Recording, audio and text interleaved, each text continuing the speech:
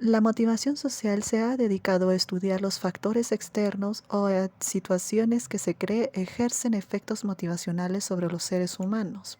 En la presencia de otras personas puede influirse especialmente en la motivación y en la ejecución de la conducta motivada. Dicho esto, se va a mencionar tenemos los efectos de coacción y audiencia. Esto se refiere a la influencia motivadora que tiene la presencia de otros sobre un sujeto. Hong afirma que se produce un incremento de la activación y el rendimiento cuando el sujeto compite contra todos otros sujetos en la misma tarea. Esto se le conoce como efecto de coacción. Lo mismo ocurre cuando el sujeto se sabe observado por otros. Esto es conocido como efecto de audiencia. No obstante, la presencia de otros también puede tener efectos negativos sobre la conducta del sujeto, teniendo que ver con la destreza del mismo. Nos habla de cómo nuestra motivación por actuar se ve afectada dependiendo de la cantidad de personas presentes. Es decir, mientras haya más individuos en una situación, menos posibilidad hay de que actuemos. En cambio, cuando hay menos personas, hay más posibilidad de que sí. Un ejemplo de ello sería el caso de Kiri Genovese, una joven que regresando de su trabajo fue perseguida y apuñalada por un hombre frente a 38 testigos que solo se limitaron a mirar. Entre las explicaciones de esta conducta está el miedo a la evaluación, que nos habla de cómo las personas tardan más en ayudar o incluso no lo hacen por el miedo a ser evaluados. En segundo lugar está la influencia social, que trata de cómo el observar la frialdad de otros nos hace pensar que la situación no es tan grave. En tercer lugar está la pereza social, que indica que cuando una tarea es grupal, la persona tiende a trabajar menos. La que más difiere con esta es el efecto Kobler, que considera que la capacidad de respuesta y rendimiento aumenta cuando es en grupo. Obediencia y conformidad.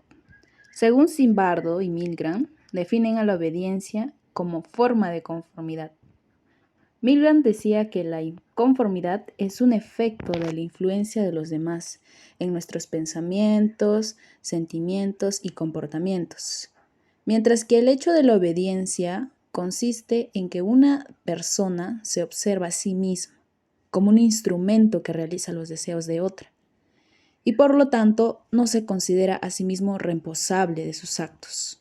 Ejemplo, puede ser que cuando un asesor financiero te busca para que canceles tu deuda en la entidad financiera, él no lo hace porque quiere, sino porque recibe órdenes de sus jefes y por ende él tiene que obedecerlas. Ahora tenemos la consistencia y disonancia cognitiva.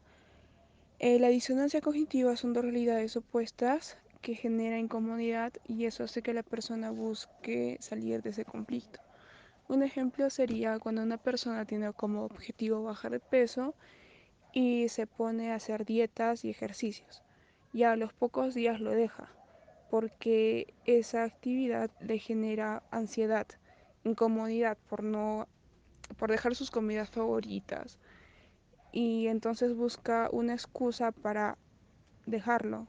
Resistencia cognitiva es cuando hacemos lo que pensamos, cuando cumplimos nuestro objetivo. En este caso sería cumplir con la dieta y los ejercicios y no poner ni una excusa.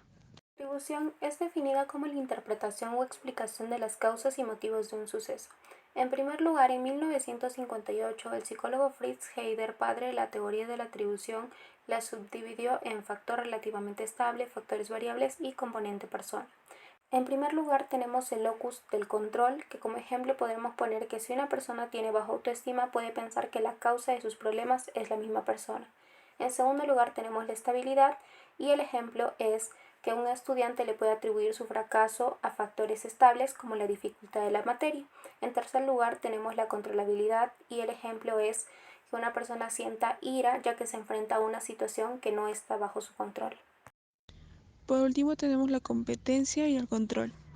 Es donde el sujeto se encuentra inmerso en una constante tendencia a la actualización. Por ejemplo, tenemos cuando un niño tiene como objetivo jugar con algo y lo logra.